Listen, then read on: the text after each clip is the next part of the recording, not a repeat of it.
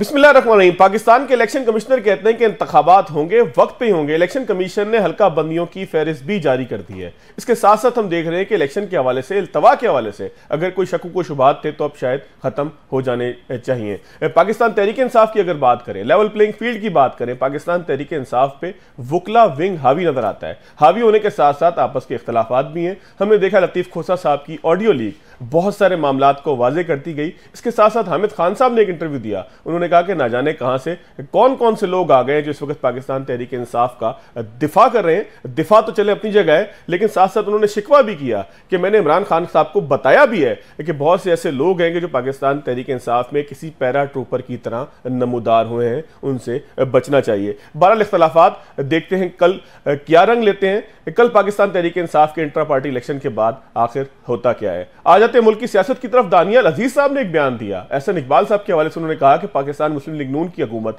गुज़िश्ता हुकूमत जो शहबाज शरीफ साहब की थी, उसमें महंगाई बढ़ी है और उसके जिम्मेदार एहसन इकबाल साहब हैं। क्या मामला थे, क्यों इस कदर सख्त बयान दिया? क्या दानियाल अजीज साहब के भी शायद खाकान अब्बासी की तरह मुस्लिम लीग नून से इख्तलाफात इस कदर है कि वो इलेक्शन के लिए कोई और रास्ता देख रहे हैं, या पार्टी में ही रहकर वो मकामी सियासत के हवाले से एहसन इकबाल साहब को तनकीद का निशाना बना रहे हैं? इसके साथ साथ MQM ने एक जो वो मुस्लिम नून के साथ एक बातचीत की है। उस बातचीत के अंदर ये तय पाया है कि आईनी तरमीम आएगी और आईनी तरमीम के अंदर MQM चाहती है कि मुस्लिम लीग नून उनका साथ दे, इस हवाले से कि इख्तियारात की नीति सतह तक मुंतकली के साथ साथ पैसे भी दिए जाएं, फाइनेंस कमीशन भी जो है वो मकामी हुकूमतों को दिया जाए। दानियाल साहब चूँकि माजी के अंदर एक बहुत कामयाब तजर्बा कर चुके हैं, एक बहुत कामयाब निज़ाम ऐसा दे चुके हैं कि जिसके अंदर हमने देखा कि बल्दियाती मामलात और आम आदमी तक पहुँचने वाले इख्तियारात, उससे मुल्क को फ़ायदा हुआ। दानियाल साहब बहुत शुक्रिया आपके वक्त का। हमने भी दुआ की थी, पूरी कौम ने भी दुआ की कि अल्लाह ताला जो है वो आपको रूब सेहत करे, साहिब फराज से दोबारा आप हमारे दरमियान इस तरह से स्टूडियो में मौजूद हो, मुस्कुराते हुए और सियासत के मैदान में लोगों की खिदमत का जज्बा लिए मौजूद हो। तो अब आपकी सेहत कैसी है दानियाल साहब, थोड़ा सा बताएं, क्योंकि मेरा ख्याल है कि पहली आपकी वीडियो अपीयरेंस है। इंटरव्यू तो मैंने आपके 2-3 दिन पहले ज़रूर देखे। सेहत आपकी कैसी है और इस तमाम अरसे के दौरान सियासत के पुलों के नीचे से जो गुजरता हुआ पानी है, उसको अगर आप देखें तो उसकी रफ्तार आपको कैसी लगी? 9 मई से पहले और 9 मई के बाद के वाकयात, फिर मुस्लिम नून की हुकूमत खुद रही, तो ये तमाम चीज़ों में बहुत कुछ आप छोड़ भी गए होंगे, लेकिन जो कुछ आपने देखा, जो कुछ आपने ऑब्जर्व किया, वो कैसा सेहत का पहले सर ज़रूर बताइएगा। जी, सबसे पहले ये है कि मैं अभी तक ज़ेरे इलाज हूँ। ये मेरे बाजू के ऊपर अभी तक फिक्सेटर भी लगा हुआ है और ये मेरे दोनों बाजू अभी ख़राब हैं, लेकिन मैं जो कदरे बहुत बेहतर हूँ और बिल्कुल मतलब नॉर्मल हूँ। थोड़ा सा चलने में दुश्वारी है क्योंकि मेरा राइट नी भी क्रश हो गया था, लेकिन उसके अलावा जहाँ तक आपने सियासी पस मंज़र की बात की, वाज़ेह तौर पे मैं समझता हूँ कि जो PTI की हुकूमत थी, हकीकत ये है कि उन्होंने जिस किस्म के ब्लंडर किए हैं और तकरीबन रोज़ाना किए हैं, जैसे हम समझते थे कि अब पॉसिबल नहीं है कि इससे कोई बुरा काम वो कर सकें, तो उससे अगले दिन वो उससे भी बुरा काम करके दिखा देते थे। लेकिन हमारा कम्युनिकेशन फेलियर रहा है इस दौरान कि हम बता ही नहीं पाए, हम मीडिया को दुरुस्त तरीके से आवाम तक अपना मैसेज पहुँचाने का और इन ब्लंडर्स का हक़ाइक़ जो है पहुँचाने में हम कासर रहे हैं, जिसकी वजह से मैं समझता हूँ कि इमरान खान और PTI जो है वो अभी भी थोड़ा सा जो है मतलब अवाम में उनकी कुछ तो कुछ पजीराई है। तो जब अगर वो जो बेहानक सूरत हाल इन्होंने की है, अगर वो ढंग से बताई जाती और आवाम तक पहुंचाई जाती, तो मेरा नहीं ख्याल है कि आज कोई भी आदमी या कोई भी शख्स जो है वो कहे कि जी PTI के पास कुछ है जिसमें आवाम का अजाला हो सका मसाइल का। सो ये मेरा सम टोटल है जो मैंने देखा है, और मैं समझता हूँ कि अभी भी वक्त है कि अगर हम एक अच्छी कम्युनिकेशन स्ट्रेटजी लाएँ तो उस खला को हम पूरा कर सकते हैं। अच्छा जी, दानियाल साहब, एक बड़ा आपका सख्त बयान नज़र आया आपकी अपनी ही क़यादत के हवाले से, और क़यादत से मेरी मुराद है कि एहसन इकबाल साहब के हवाले से, जो आपकी ही हुकूमत का पार्ट थे, आपकी उस हुकूमत का जो 16 माह रही। तो क्या आप समझते हैं कैटेगोरिकली कि एहसन इकबाल साहब अगर ठीक तरीके से प्लान करते मामलात को, ठीक तरीके से प्लान करते माशी मामलात के साथ जुड़े हुए दीगर मामलात को, तो फिर पाकिस्तान को ये मुश्किलात ना देखने पड़ती, या कोई मकामी इख्तलाफात इसके सामने हैं? नहीं जी नहीं, मैं नहीं समझता कि इस तरह की कोई बात है, और ना ही मैंने कोई इतना कोई सख्त तनकीद की है। मैंने सिर्फ ये अर्ज़ किया है कि जो पाकिस्तान में हिस्टोरिकल रिकॉर्ड महंगाई हुई है वो नाकाबिले बर्दाश्त है। और पाकिस्तान मुस्लिम लीग नून एक ऐसी जमात है कि माजी में बार बार इन्होंने साबित किया है कि तमाम जमातों के दरमियान सबसे ज़्यादा महंगाई की कमी पाकिस्तान मुस्लिम लीग नून ने बरकरार रखी है। और इस मरतबा जबकि वो नेशनल प्राइस मॉनिटरिंग कमेटी, जिसको मैं समझता हूँ कि बराए नाम ही एक वो सतह बताई जाती है जिसमें गवर्नमेंट ने कंट्रोल करनी है, उसको एहसन इकबाल साहब को उसकी सरबराही मिली, तो इन्फ्लेशन जो है वो तो 40% टॉप गई। CPI, SPI तो चलें फिर भी थोड़ी सी ज़्यादा होती है CPI, लेकिन CPI टॉप की 40%, और ये पाकिस्तान की तारीख का हाईएस्ट इन्फ्लेशन है। अब इन हालात में अगर फ़र्ज़ करें वो कुछ भी ना कर सकते, तो कम से कम वो ये तो बता सकते कि इसकी वजूहात क्या है और इसके बारे में करना क्या चाहिए। तो मैं सरप्राइज्ड हूँ कि इस बारे में कोई मतलब देखते भी रहे सब और इसके बारे में कुछ किया भी नहीं। तो आइंदा मैं समझता हूँ, मेरा ज़्यादा तर्ज जो है वो फ्यूचर के बारे में था कि आइंदा भी अगर हमने यही करना है तो फिर अवाम जो है वो तो मज़ीद बर्दाश्त के मादा उनके पास है ही नहीं, तो फिर ये कैसे चलेगा आगे काम। लेकिन दानिया साहब, अगर आप महंगाई के मामलात को देखें तो आप अपनी हुकूमत यानी कि मुस्लिम नून की 16 माह की हुकूमत को इसका जिम्मेदार समझते हैं, या आप समझते हैं कि जिस तरीके से नून लीग ने हमें बताया कि इससे पहले जो इमरान खान साहब की हुकूमत थी वो कर्जों में मुल्क को जब डुबा के चली गई, IMF के साथ उन्होंने मुआहदे के अंदर वायलेशन की, जिसका नतीजा निकला कि लोग और दुनिया बात करने पर तैयार नहीं थी और वो तमाम बातें जो मुस्तकिल सुनते आ रहे हैं। तो आप किस नुक्ता नज़र के हामी हैं कि अपनी हुकूमत का ज़्यादा कसूर है या उससे पिछली हुकूमतें जो छोड़ कर गई वो ज़्यादा कसूरवार थी? मैं जी ट्रेंड हूँ एज एन इकोनॉमिस्ट, मेरा बैचलर्स भी और मेरा मास्टर्स भी, और मैं पाकिस्तान की मईशत का स्टूडेंट रहा हूँ सबसे बढ़कर। तो मैं आपको ये बताना चाहता हूँ कि जो चीज़ों की मालूमात मुझे है महंगाई के बारे में, मैंने आज से 2.5 साल कबल जब कश्मीर का इलेक्शन हो रहा था उस वक्त मैंने ये टलियाँ खड़कानी शुरू कर दी थी कि महंगाई की लहर आ रही है। मेरे मुख्तलिफ प्रोग्राम हैं, आप उनको देख सकते हैं तकरीबन तमाम एंकर्स के साथ, जिसमें मैंने ये अलमिया जो है उसके बारे में सारा बताया। लेकिन हैरानगी मुझे इस बात की है कि अगर मैं उस वक्त बता सकता था तो जाहिर बात है उनका हिस्सा तो है और भरपूर है, लेकिन कहने का मकसद ये है कि फिर ये क्यों हाथ पे हाथ रख के धरे रह गए और कम्युनिकेट भी नहीं किया। अभी आवाम तो नहीं समझती है कि ये महंगाई जो है ये PTI का कसूर है, भले हो उनका कसूर, वो तो मैं आप बताऊंगा आने वाले दिनों में, लेकिन कहने का मकसद ये है ये जो बड़े बड़े ओहदों पे बैठे हुए थे, जो ये जिम्मेदारी सौंपी हुई थी, इनके मुंह को क्यों ताले लगे हुए थे, इन्होंने क्यों नहीं बताया रोज और बार बार, क्योंकि ये एक इतना अहम इशू है कि सारे लोग, पूरा इलेक्शन जो है इस इशू से अफेक्ट हो रहा है। तो अगर इसी तरह से इन्होंने करना है, ये इनकी कारकर्दगी है, तो फिर मेहरबानी फरमाएं, आवाम तो नहीं बर्दाश्त कर सकती इस तरह की कारकर्दगी। अच्छा दानियल साहब, ये जो आपके इख्तलाफात एहसन इकबाल साहब के हवाले से हैं, ये कोई मकामी सियासत है नारोवाल जफरवाल की? क्योंकि एहसन इकबाल साहब के करीबी रिश्तेदार हैं जो नारा लेके उतरे हैं कि बदला था नारोवाल अब बदलेंगे जफरवाल, तो क्या इसकी वजह से तो नहीं इख्तलाफात आपके नजर आ रहे हैं? जबान की तलखी की वजह ये तो नहीं है? जितना ज़िला काउंसिल ने नारोवाल को बदला है वो मेरे ख्याल में नारोवाल के लोगों को तमाम अच्छी तरह से वाकिफ़ हैं।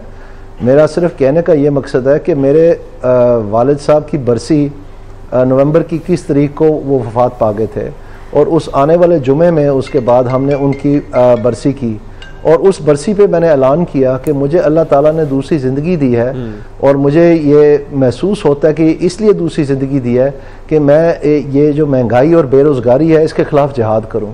तो मैंने तो इससे बहुत पहले कि कोई दरख्वास्तों की डेट भी मुकम्मल हुई हो, कोई चीज़ हुई हो, तो मैंने ये ऐलान कर दिया था।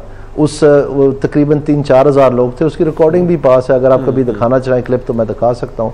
लेकिन उसमें फिर फियर और फेवर कोई नहीं, उसको फिर जहाँ जहाँ वो फिर टकराएगी वो तो फिर मतलब वो लोग, उनको जवाब देना पड़ेगा।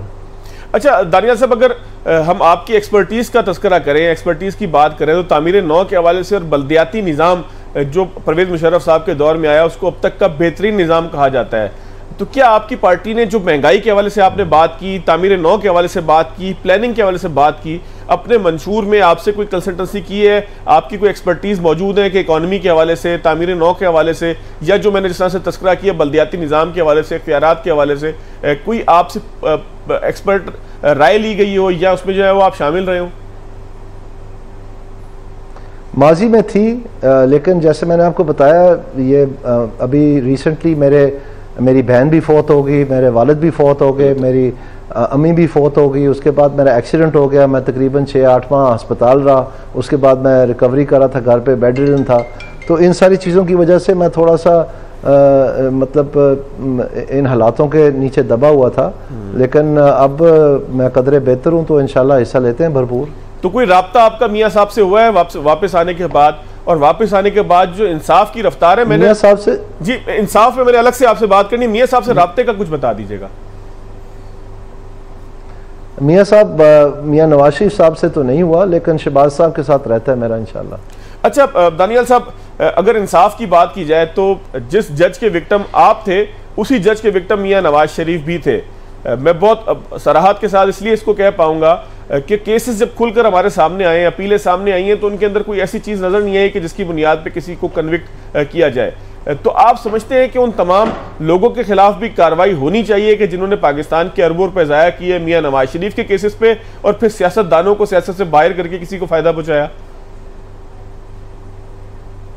आपने अच्छा सवाल पूछा। मुझे इस बात का बड़ा अफसोस है अपनी जमात के जो मीडिया मैनेजर्स हैं कि उनको अभी तक ये भी नहीं बता पाए। अभी पिछले दिनों बहुत सारी इस चीज़ के ऊपर एक हेक्टिक टीवी प्रोग्राम्स और न्यूज़ प्रोग्राम्स वगैरह हुए।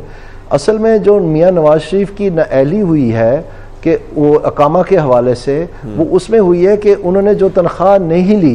अब ये बात तो मशहूर है कि जो तनख्वाह नहीं ली उस पर मुझे जो है ना नाअहल करके वजारत उस्मा से निकाल दिया, लेकिन ये नहीं लोगों को पता कि वो उस केस में जो लफ्ज़ था रिसीवेबल, वो लफ्ज़ था जिसमें उन्होंने जजों ने कहा कि ब्लैक्स लॉ डिक्शनरी में रिसीवेबल की जो डेफिनेशन है उसमें वो डिफाइंड एज एन एसेट है, लिहाजा आपने वो रिसीवेबल था, आपने उसको नहीं डिक्लेयर किया तो आपने एसेट मिस डिक्लेरेशन की है। ये क्रक्स ऑफ द केस था टोटल। तो मैंने जब ब्लैक्स लॉ डिक्शनरी देखनी शुरू की तो उसमें तो रिसीवेबल का लफ्ज ही नहीं था सिरे से। अच्छा। और फिर जब उसकी 1891 में पहली एडिशन आई थी और 10 एडिशंस उसकी रही, तो 10 की 10 एडिशंस मैंने चेक की, उनमें एक में भी छोड़े कि कोई स्पेलिंग एरर था या कोई और कोई सिंटैक्स था, उसमें सिरे से रिसीवेबल का लफ्ज ही नहीं था। तो फिर मैं वकीलों को कोऑर्डिनेट करा था। उस वक्त अकरम शेख साहब के साथ काम करता था, ये जो ख्वाजा हारिस साहब है इनके साथ मैं काम करता था हनीफ अब्बासी केस के हवाले से, और मियाँ नवाज शरीफ अक्सर हमारी मुलाकात रहती थी और मैं वापस रिपोर्ट भी करता था कि किस तरह से केस चल रहे हैं सारे। तो मैंने इन सबको कहा कि जी ये कहीं ना कहीं से तो डेफिनेशन इस्तेमाल की है, ये हमने ढूंढनी है। तो हमने customs act, income tax act, मतलब जो भी रेवेन्यू एक्ट, जो भी मुतलका कोई लॉ हो सकता था जिसमें इस किस्म का रिसीवेबल का, इंश्योरेंस के हवाले से कवानीन जो थे स्टेट बैंक के वगैरह वगैरह, तो उसमें भी कोई डेफिनेशन नहीं मिला। तो एक दिन रात को तंग आके जो है ना मैं अपने लैपटॉप में वैसे ही वही लफ्ज ब लफ्ज मैंने डाल दिया गूगल में जो सुप्रीम कोर्ट के डिसीजन में डेफिनेशन दी हुई थी, और आप हैरान होंगे एक ही एग्जैक्ट हिट आई थी उसकी, और वो सीधा चला गया कि इंटरनेशनल मज़हिया वेबसाइट पे जो वकीलों ने मजाक करने के लिए तैयार की थी। तो जब मैंने वो देखा मेरे तो होश उड़ गए।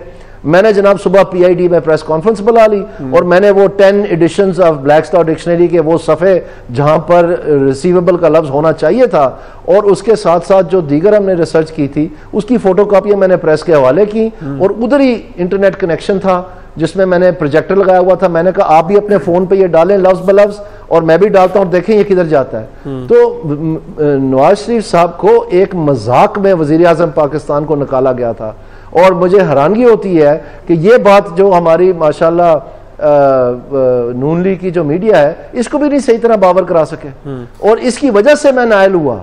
असल में मैं इस प्रेस कॉन्फ्रेंस की वजह से नायल हुआ। और आप हैरान होंगे कि जब रिव्यू पिटिशन फाइल हुई, हमने ये सारी तहरीर उसमें लिखी, ख्वाजा हारिस साहब ने वो फाइल की, तो उसमें जो फैसला है जजों का, उन्होंने कहा कि अगर ब्लैक्स लॉ डिक्शनरी में ये डेफिनेशन नहीं भी है तो तब भी हम ठीक कह रहे हैं। यानी कोई सर पैर ही नहीं उस फैसले का। यानी कि हम जो कह रहे हैं वही कानून है, हम जो कह रहे हैं वही आइंदा से कानून होगा, नहीं कि हम चाहे गलत करें सही करें, हम बादशाह हैं बस। बिल्कुल ठीक है। दानियाल साहब, मैंने बल्दियाती निज़ाम के हवाले से आपसे बात करनी है क्योंकि MKM पाकिस्तान ये बता रही है कि उनका जो है राब्ता हुआ है मुस्लिम लीग नून के साथ, और मुस्लिम लीग नून के साथ राब्ते में उन्होंने नून लीग से को इस बात पर राजी किया है कि आइंदा से जो है वो सूबाई फाइनेंस कमीशन को जो है वो आइन का हिस्सा बनाया जाए और आइन के अंदर उसका जो है वो मामला तस्वीर किया जाए। बात करेंगे, ब्रेक एक लेते हैं, ब्रेक के बाद आते हैं।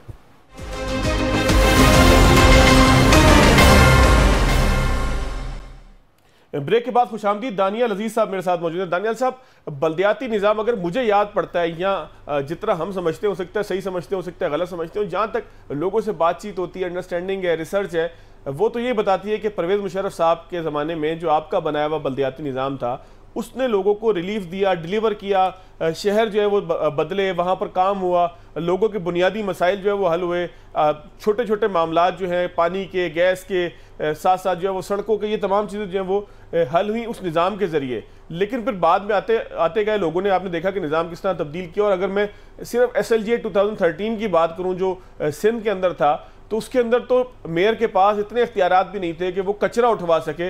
वो इख्तियारात भी जो है वो एक अलग से जो है वो निज़ाम बनाकर जो है उसके हवाले किए गए थे। तो बल्दियात में क्यों आपको लगता है कि पाकिस्तान के अंदर जो सियासी जमातें हैं वो निज़ाम हाथ में अपने रखना चाहती हैं कि हमारे पास गली मोहल्ले के इख्तियारात भी हों? जी, ये बड़ी तवील बात है, लेकिन मैं उस फोकस करना चाहता हूँ। MQM की बहुत खिदमात हैं लोकल गवर्नमेंट के हवाले से, और यकीनन उन्होंने बहुत स्ट्रगल भी किया है, हमारे साथ मिलके भी किया है जब मैं इसकी मुहिम चला रहा था। क्योंकि यही जो साहब हैं, ये आर्टिकल 140A जो आइन में थमाया गया था, वो ख़बर मिली कि शायद उसको निकाल रहे हैं। तो उस वक्त भी हमने मुहिम चलाई थी इसको बचाने के लिए, और कामयाबी से चलाई। लेकिन मैं ये कहना चाहता हूँ कि मेरा ख्याल में जो इन्होंने इल्तिजा की है कि आइनी तरमीम लाई जाए, मेरा ख्याल है ये लाइल्मी की बुनियाद पे की गई है। अच्छा। उसकी वजह यह है कि आर्टिकल 140A जो है वो वाहिद आइनी शिक हैं जो कि इख्तियारात मालियाती, इंतज़ामी और सियासी इख्तियारात और ज़िम्मेदारियाँ जो कि सौंप दी गई थी। जो डेवोल्यूशन का लफ्ज़ है ये डिसेंट्रलाइज नहीं है। डेवोल्यूशन का लफ्ज़ जो है ये इंतकाल के, उसकी तर्जुमानी इंतकाल के बराबर है। जो चीज़ इंतकाल कर जाए वो वापस नहीं आ सकती। तो जो इख्तियारात सौंप दिए गए थे उनके ऊपर ये किस्म की मोहर थी कि ये तो रहना ही रहना है। और अगर आप 140A की लैंग्वेज पढ़ें, उसमें ये लिखा हुआ है कि each province shall by law establish a local government system and devolve financial, administrative and political authority and responsibility to the elected representatives of such local governments। इसका मतलब यह कि जब आपने एक दफ़ा बाय लॉ इस्टेब्लिश कर दिया लोकल गवर्नमेंट को, तो उसके बाद जो भी आप लॉ बनाएंगे, एंड डिवॉल्व का मतलब है आप कानून जो भी बनाएंगे वो मजीद इख्तियारात देने के लिए आप बना सकते हैं। आप जो इख्तियारात दिए गए हैं उनको वापस नहीं ले जा सकते। डिवॉल्व का डिक्शनरी में मायने देख लें तो ये डिसेंट्रलाइज नहीं है कि आप उनको अपने इख्तियारात दिए, ये उनके इख्तियारात बन चुके थे। लेकिन फिर दानियाल भाई, दानियाल साहब बगैर वापस नहीं ले सकते। दानियाल साहब, इसका मतलब ये है कि जो सूबाई हुकूमतें जो निज़ाम तरतीब देती हैं वो फिर आइन से जो है वो टकराव करता है, मुतसादिम है वो। बिल्कुल, वो उसकी वजह यह है कि जो हमारे शाह साहब थे लाहौर हाई कोर्ट के, जो अब सुप्रीम कोर्ट के जज हैं, उन्होंने एक बहुत ही आला जजमेंट लिखी थी लाहौर में, ये जेल रोड के हवाले से। और उसकी जो है ना धज्जियाँ उड़ा दी साकिब निसार साहब ने, जिसमें साकिब निसार साहब ने कहा कि ये बड़ा डेलिकेट बैलेंस है लोकल गवर्नमेंट के इख्तियारात का और सूबाई इख्तियारात का, और जहाँ पर भी हम समझते हैं कि बैलेंस ज़रा आउट हो रहा है उधर हम स्टेप इन करेंगे। भाई, जैसे कि आप कोई मॉनिटरिंग अथॉरिटी है या कोई एग्जीक्यूटिव अथॉरिटी है, आपने जजमेंट देनी है बेस्ड ऑन कॉन्स्टिट्यूशनल रिक्वायरमेंट, उसको इंटरप्रेट करना है। ये क्या तरीका हुआ कि आप एक सदका जारिया बना लें अपने आप को और फिर आप रहे भी नहीं। तो इन्होंने लाताद नुकसान और तबाही की, जिसकी में एक ये था। लेकिन उसके बाद मैं ये कहना चाहता हूँ कि केस लॉ डेवलप हुआ है, अलबत्ता वो किश्तों में ही आया है, और ये मैं समझता हूँ ज़्यादती है जुडिशरी की कि इन्होंने इस चीज़ को कॉम्प्रिहेंसिवली हैंडल नहीं किया। लेकिन आप देख सकते हैं ये जो बंदयाल साहब थे, इन्होंने ये लॉ अब इस्टेब्लिश हो गया है कि जो इलेक्शन कमीशन है वो अब इनको बरतरफ नहीं कर सकता दरमियान में आके कि किसी और की प्रोविंशियल गवर्नमेंट बन गई तो आप सारी लोकल गवर्नमेंट्स निकाल दें। और दूसरा, जो उनसे पहले चीफ जस्टिस थे गुलजार साहब, उन्होंने अपने आखिरी दिन में ये फैसला दिया कि जितनी भी अथॉरिटीज़ बनाते हैं ये इंतज़ामिया वाले अपने इख्तियारात छीनने के लिए चीज़ है, जिसको ये सूबाई शक्ल दे के तो फिर उसके ज़रिए से ये बाय कॉरपोरेशन रूल करना चाहते हैं लोकल लेवल को, वो सब की सब लोकल गवर्नमेंट के ताबे होंगी, वो उनके ऊपर नहीं हो सकती, यानी वो सूबे से नहीं चल सकती।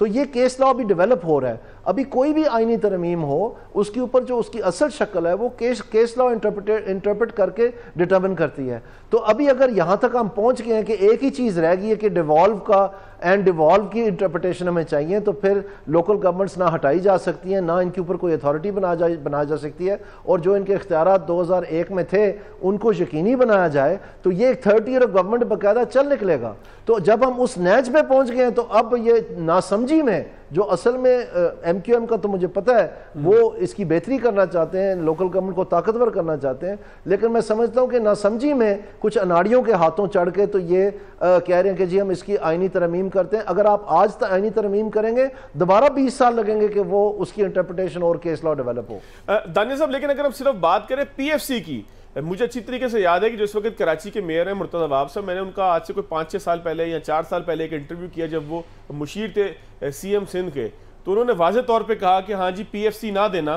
प्रोविंशियल फाइनेंस कमीशन ना देना, ये हमारी गलती है। तो हुकूमतों को कैसे जो है वो इस बात के लिए राज़ी किया जा सकता है या यकीनी बनाया जा सकता है कि पैसे कम अज़ कम वो दें, बाकी इख्तियारात के ऊपर तो बातचीत चलती रहेगी? जी, ये इंतज़ामिया की चलाकियों के रास्ते हैं। मैं आपको अगर सच्ची बात बताऊं तो सियासियों को तो इतनी डिटेल पता भी नहीं है। ये इंतज़ामिया को बड़ी तकलीफ़ है, क्योंकि जब ये इख्तियारात डिवॉल्व हो गए थे तो इसमें जो ड्राइंग एंड डिस्पर्सिंग ऑफिसर्स है, डिस्ट्रिक्ट अकाउंटिंग ऑफिस है, जो इसमें एक्सपेंडिचर की अथॉरिटीज़ हैं, वो जो सारे इख्तियारात हैं वो मुकामी सतह को दिए गए थे। अब होता यह है कि पाकिस्तान में और सूबों में ख़ास तौर पर जहाँ पर एक्सपेंडिचर होता है उसके हिस्से बांटे होते हैं, 1% फलाने का, 0.5% फलाने का, 3% फलाने का, और ये अब तक चेंज आती हैं। तो जब ये सारे पैसे डिवॉल्व हो गए तो वो जो सीनियर्स थे, लेट्स से ग्रेड 20 या ग्रेड 19 ऑफिसर्स जो बैठे हुए थे सूबाई हुकूमत में, तो उन्होंने देखा कि ये तो वो सारा राब्ता ही मुनक़ता हो गया है, तो फिर अब ये कैसे चलेगा काम। और उसके बाद जो है ये टेक्निकल सैंक्शन और ये सारी चीज़ें जो हैं जिसके ज़रिए से ये कंट्रोल करते थे जो इलिसिट रेंट्स हैं, वो सारा फिर प्रेशर डला और उसको जो है ना वापस लाया गया। अब उसमें सूरत हाल ये है कि ये वो रेट हैं जो सबकी ज़ुबान पे हैं। अगर आप किसी महकमे से ज़रा इन कैमरा पूछें, वो सारे आपको बता देंगे, सबको पता है ये क्या है। और लेकिन उसकी हम बात नहीं करते, एंटी करप्शन, और हम जाके जो है ना ये मुख्तलिफ़ किस्म की कस्में ले लेते हैं, लेकिन हकीकत ये है कि सिस्टम इन्फेक्टेड है और ये प्रॉब्लम है, और इसकी वजह से एक सेंट्रलाइजेशन की पुश है। सीनियर समझते हैं कि वो उनका राइट है ये पैसा खर्चना, जबकि लोकल गवर्नमेंट में 17 या 18 ग्रेड का ऑफिसर लगा हो तो वो नहीं समझते कि इसको ये इजाज़त मिलनी चाहिए कि इसको खर्चे। ये नहीं कि वो वहाँ पे खर्च रहे हैं, किस पे खर्च रहे हैं, उसके खर्चने से जो उसको फवायद मिल रहे हैं वो ना मिल सके, वो हमें मिलने चाहिए। असल बात ये बिल्कुल ठीक है। दानियल साहब, बहुत शुक्रिया। खास तौर पर मुझे बड़ी खुशी हुई कि हमारी जो गुफ्तगू आखिर के अंदर हुई बल्दियाती निज़ाम के हवाले से, क्योंकि बल्दियाती निज़ाम के हवाले से महसूस ही होता है कि पाकिस्तान की बड़ी सियासी जमातें यही चाहती हैं कि एक हल्का फुल्का सा बल्दियाती निज़ाम मौजूद हो, ताकि अदालतें भी खामोश रहें और लोगों के मुंह भी बंद किए जा सकें।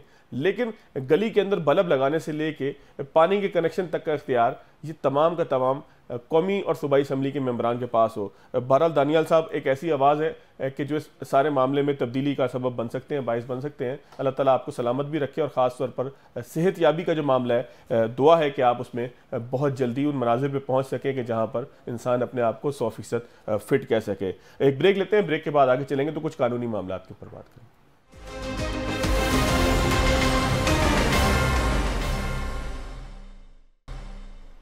ब्रेक के बाद खुशामदीद। साबिक secretary election commission Kanwar Dilshad साहब मेरे साथ मौजूद हैं। ज़ाहिर है कि हल्का बंदियां सामने आई हैं। MQM ने तो वाज़े तौर पे कहा है कि हम इसे मुस्तरद करते हैं। मुस्तरद करने की बहुत सारी वजूहात सामने आ रही हैं। बाबा रवान साहब ने भी एतराज़ किया कि आखिर किस तरीके से फाटा से जो है वो नशिस्तें कम की गई। कंवर साहब, अगर मामला देखा जाए, हल्का बंदियां आपके सामने आई हैं, आप क्योंकि सारे काम खुद भी कर चुके हैं, तो इसमें कहीं पर आपको कोई कानूनी तौर पर कोई हल्का बंदियों के हवाले से इलेक्शन कमीशन के दायरा इख्तियार और उन तमाम से कोई तजावुज़ आपको नजर आया, या आपकी माहिराना ओपिनियन यही है कि ये हल्का बंदियां दुरुस्त हुई हैं? अब जाहिर है इसके ऊपर एतराज़ात जो आ रहे हैं उसके ऊपर हम आगे चल के बात कर लेते हैं।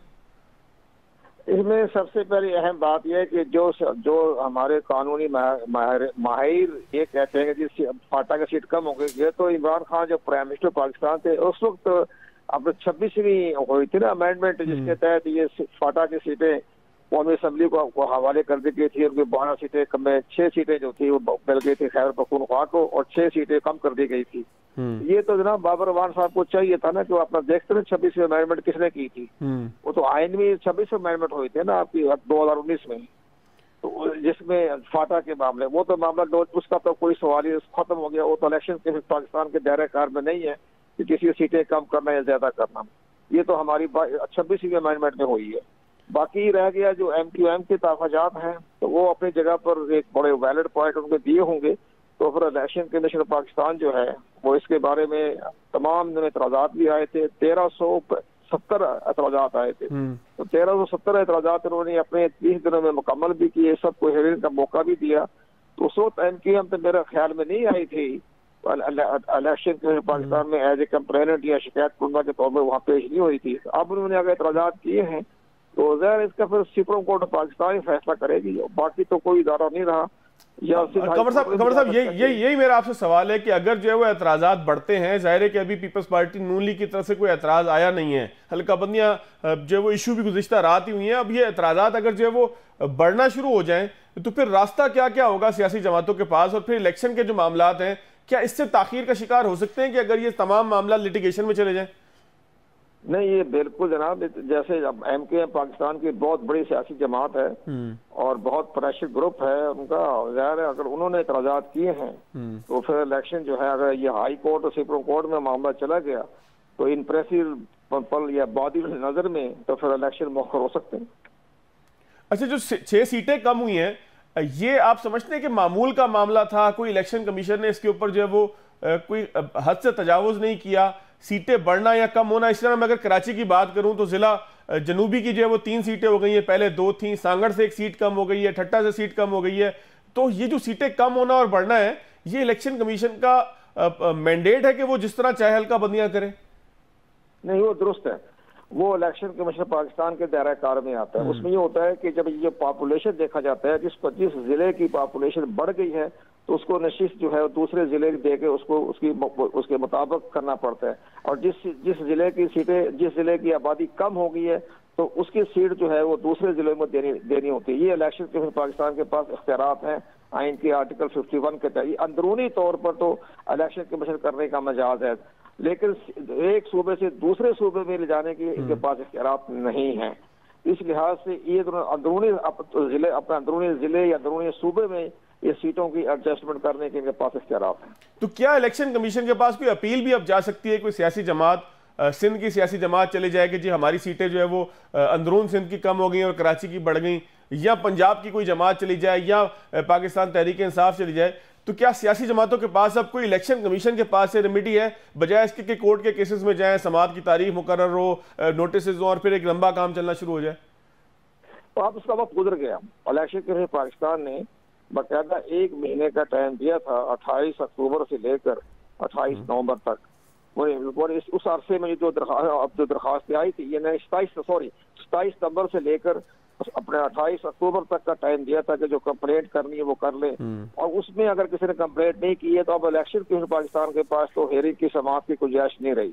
अब ये आप अपील में जाएंगे। इलेक्शन सबसे बड़ी अहम बात यह है कि हल्का बंदियों का नोटिस पेश होने के बाद किसी अदालत में चैलेंज नहीं किया जा सकता, ये बाकायदा एक्ट में लिखा हुआ है। और लेकिन एक रास्ता होता है, महफूज रास्ता है, वो होता है अपील करना। वो आर्टिकल जो होता है 199 या 99 जो आर्टिकल है हमारा कॉन्स्टिट्यूशन का, उसमें अपील कर सकते हैं। अपील करने की तो गुंजाइश हर शहरी को हासिल है। तो अगर अपील करना चाहेंगे तो फिर हाई कोर्ट जो है जो फैसला करेगी, तो फिर इलेक्शन के पाकिस्तान को गौर करेगा या नहीं करेगा, ये भी उनके स्वाफीक पर ही है। अच्छा कंवर साहब, MQM जो है वो एतराज कर रही है सूबाई इलेक्शन कमिश्नर के ऊपर, एजाज अनवर साहब के ऊपर। वो कहती है कि जी वो बे टीम बने हुए हैं और तासुब की बात भी वहाँ पर हो रही है कि जी मखसूस इलाकों की सीटें बढ़ाई गई, सिंध को तकसीम किया गया शहरी और देही के अंदर। तो सूबाई इलेक्शन कमिश्नर के ऊपर इस तरीके से अदम एतमाद इलेक्शन से बिल्कुल पहले 2-3 महीने पहले हल्का बंदियों के फौरी बाद, कितना डैमेजिंग होगा ये इलेक्शन के लिए?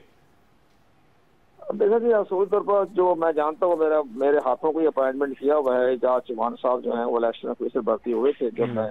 लेकिन आदमी तो बहुत अपराइट है, हमें उसकी जहानत काबिलियत उसमें तो कोई सवालिया निशान नहीं बनता। लेकिन अब जब उनके अगर कंडक्ट के बारे में अगर MQM को इतराजात हैं तो फिर चीफ इलेक्शन कमीशन जो है उसके बारे में कई दफा दरखास्तें गई हैं, लेकिन इलेक्शन कमीशन ने तमाम दरखास्तें इनको कहा कि इसमें हकायक के बरक्स है। यानी उन्होंने 3-4 दफा MQM में दरखास्तें भी दी, वफद भी मिला, उन्होंने इंक्वायरी भी की, इन्वेस्टिगेशन भी की, और हर एक को वो जानते हैं। तो ये उनका तमाम जो था एतराज़ात वो इलेक्शन कमीशन ने मुस्तरद कर दिया था। लेकिन जहाँ तक जाती तौर पर मैं जानता हूँ, एजाज चौहान साहब बड़े अपराइट किस्म के इलेक्शन कमिश्नर हैं, और ये सारी सियासी बुनियादों पर किसी तरीके से उनके खिलाफ इल्जाम लग रहे हैं, लेकिन आदमी अपने प्रोफेशन में वो अपराइट है। अच्छा कंवर साहब, ऐलान MQM अब ये कर रही है कि हम अदालत जाएंगे पूरी हल्का बंदियों के मामले को लेके, तो अगर वो अदालत जाते हैं तो आपको क्या महसूस होता है कि कितना ताखीर का शिकार हो सकता है वो सारा मामला जो हल्का बंदियों के बाद अब शुरू हो जाना था? इलेक्शन कमीशन ऑफ पाकिस्तान के पास बड़े एक मामले में बहुत अहम जजमेंट उनके पास है, और वो जजमेंट है जब ये जुलाई 2018 में जब हल्का बंदियों के बारे में जो चारों सूबों में उनको चैलेंज हो गया था, सिंध हाई कोर्ट में भी, लाहौर हाई कोर्ट में भी, बलोचिस्तान हाई कोर्ट में भी, हर जगह वो चैलेंज हो गई थी जो 2018 की जो हल्का बंदियां थी। तो उस वक्त के चीफ इलेक्शन कमिश्नर जो थे जस्टिस सदार रजा ने सुप्रीम कोर्ट ऑफ पाकिस्तान से रजू किया था कि अगर जनाब ये हल्का बंदियों के बारे में इसी तरह हाई कोर्ट के फैसले आते रहे हमारे हाथ में रिजल्ट जारी होने के बाद, तो हम 25 जुलाई 2018 का इलेक्शन नहीं करवा सकते। ठीक।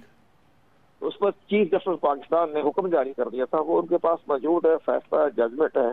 तो उन्होंने कहा कि इलेक्शन कमीशन ने जो हल्का बंदियां की हैं अब किसी अदालत में चैलेंज नहीं की जा सकती। वो सब की सब दरखास्तें उन्होंने चीफ जस्टिस पाकिस्तान ने मुस्तरद कर दी थी। ठीक। तो अब अगर दरखास्तें जाएंगी तो इलेक्शन कमीशन पाकिस्तान उसी जजमेंट को लेके आगे जाएगी। बिल्कुल ठीक है। इसका मतलब यह है कि बहुत थोड़े चांसेस है कि अदालत में कोई इल्तवा का शिकार हो सके। एक आखिरी चीज मुझे अगर कंवर साहब आप बता सकें कि नून लीग के मुख्तलिफ जराए, मैंने खुद इंटरव्यू भी किया राना सना साहब का, वो कहते हैं कि जी नवाज शरीफ नई कानून साजी के मुताबिक जो है वो अब अहल हो चुके हैं इलेक्शन लड़ने के, अब उन्हें जो है वो जरूरत नहीं है क्योंकि नायली का उनका जो मुद्दत थी, अरसा था, वो खत्म हो गया है।